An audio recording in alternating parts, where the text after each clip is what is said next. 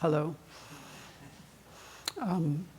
We've been having some interesting teachings on Friday night, and a couple of weeks ago we learned about these examples from Maitreya, and I really was taken with one of them. I've thought about it pretty much every day since.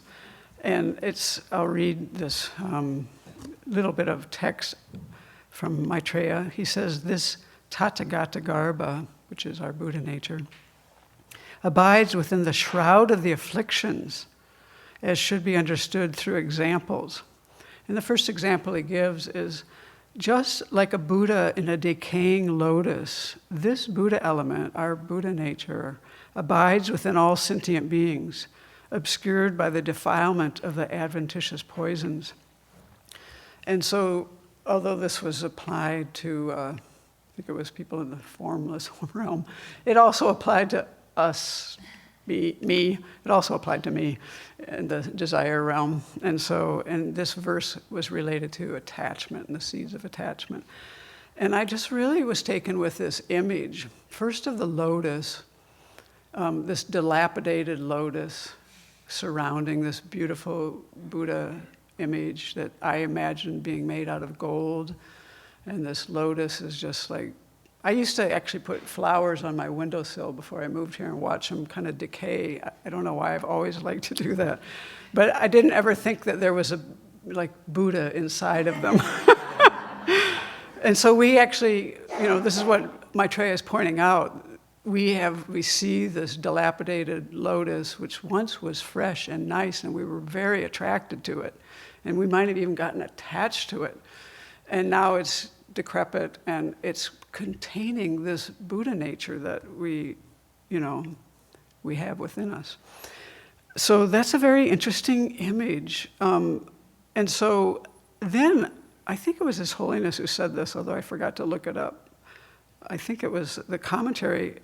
So he says, for beings like myself who has seeds of attachment, when attachment explodes and becomes full-blown, actually, that first part I wrote, that wasn't His Holiness.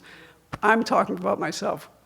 My seeds of attachment, now here's his words, explodes and become full-blown. We have no awareness of our Buddha essence, which is the source of all hope and confidence.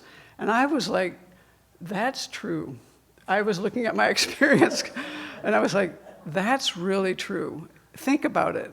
Even in the next example, which is about anger, either of those afflictions are strong, like lusting after something, really gotta have that ice cream, gotta have whatever, or our attachment to our body, or, here we've all just had COVID, what all that comes up with the body. You can get really whacked out with all of this stuff. And in that moment, are you really thinking about your potential? I'm not. That's the mind being kind of overwhelmed by these afflictions. And so we have this amazing potential, but we trap ourselves. And so when I was thinking about this, because I had recently read this thing that puzzled me, and I realized it's a very complex subject, so I'm not getting into it here, but I'll just read what I had read. It was a statement by Vasubandhu, and he said, through the relishing of feelings, we develop attachment for sense objects. And then through erring discriminations, we develop attachment for mistaken views. And therefore, these two mental factors, feelings and discriminations, are the principal causes of samsara. And we learned about the 12 links already, and I knew the places where it could get cut, but I only had really contemplated, and then doing the 4 establishments of mindfulness, I really only had thought about feeling, and I hadn't thought much about discrimination. And after I read that, I saw myself walk into a room and have this thought all of a sudden with no real good reason that this person was a problem. I'm like, this is my, discrimination is this is this and this is that. This is a problem. I'm like, nothing even had really happened, and I was like, maybe discrimination is something I should learn more about.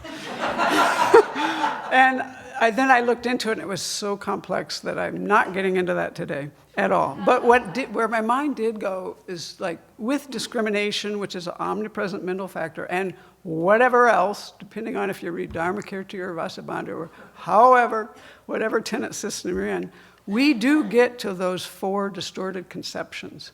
We get to thinking that things that are actually impermanent are permanent. Things that are actually in the nature of dukkha, we think they're pleasurable. And, the others, foul, things that are foul by nature, we think they're pure. And then actually something that doesn't have the kind of self, this inherently existent self, we think has one. And so when you think about this lotus, and then you think about discrimination and how we get into all this trouble, I'm thinking like, wow, we saw this beautiful something or other sense object that was really, really nice at the time, and we were all attracted to it, but we didn't really gather that it was impermanent. We saw it as permanent, and this pleasure was going to last. That happiness is in that ice cream. That's the thing about thinking things have this nature of pleasantness in them when they're actually dukkha. So, we just make these errors like left, right, and center. In fact, I remember when Kevin used to live here, he would say, I remember him saying once, this is just who I am. Like, there's this self, it's there, it's inherently existent, it doesn't change, nothing happens to it, and hey, this is just who I am. So all day long, we fall into these distortions, and then when you think about this lotus, and what is Maitreya saying about it, within this abides, let me repeat his verse. This Tathagata Garbha abides within the shroud of the afflictions, just as like a Buddha in a decaying lotus. This Buddha element abides within all sentient beings, obscured by the defilement of the adventitious poisons.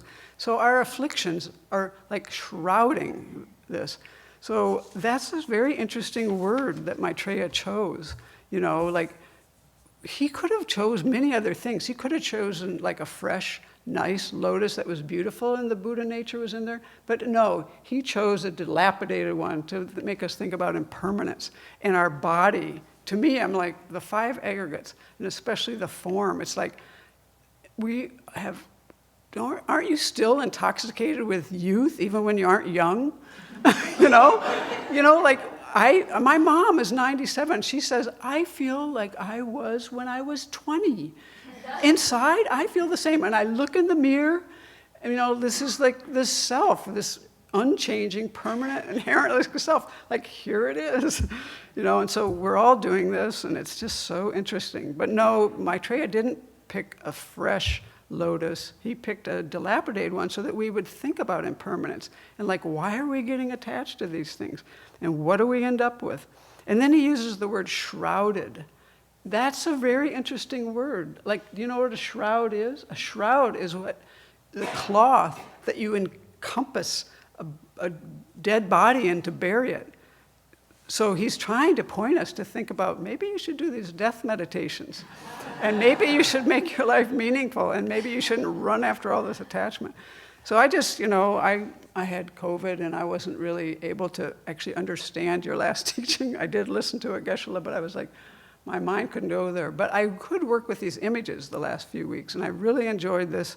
And especially it made me connect up with something that Jeffrey had said, and I think this image kind of worked. When you think about this old lotus with this Buddha nature inside, one time Jeffrey told us that a while before Daniel Perdue passed away, he said to Jeffrey that something that sounded to me like he had some regret about his life.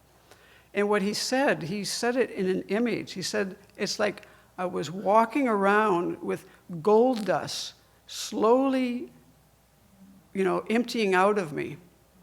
And when you think about this image that we've just, this Buddha nature that we have within, this golden Buddha within, that we're just like wasting our time sometimes and letting this gold dust just, disperse instead of like using it. This is like why he uses the word shrouded. We need to like wake up now. We don't need to think about this when we're on our deathbed. That's a little late. We need to think about these things now. So I love the images. I love the words that he chose. I think it's all just quite beautiful. And I think if we spend time with all of these 9 examples, we'll find a lot of ways to inspire ourselves to use our time well.